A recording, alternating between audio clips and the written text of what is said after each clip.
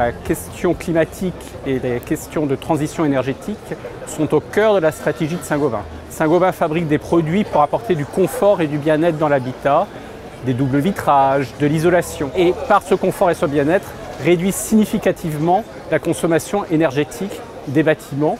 Quand on sait que 40% des émissions de gaz à effet de serre sont liées aux bâtiments, c'est un sujet qui est extrêmement important.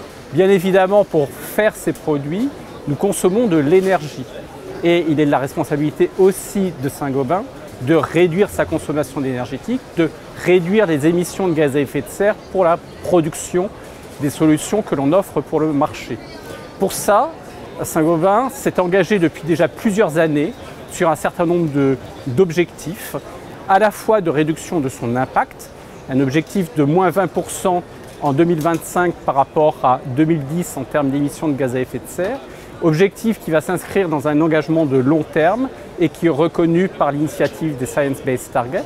Nous avons mis en place un prix interne du carbone pour pouvoir anticiper l'évolution économique autour du prix du carbone dans les années à venir. Et en fait, nous avons mis en place deux prix internes du carbone, l'un à 30 € à la tonne pour nos investissements, l'autre à 100 € à la tonne pour la R&D.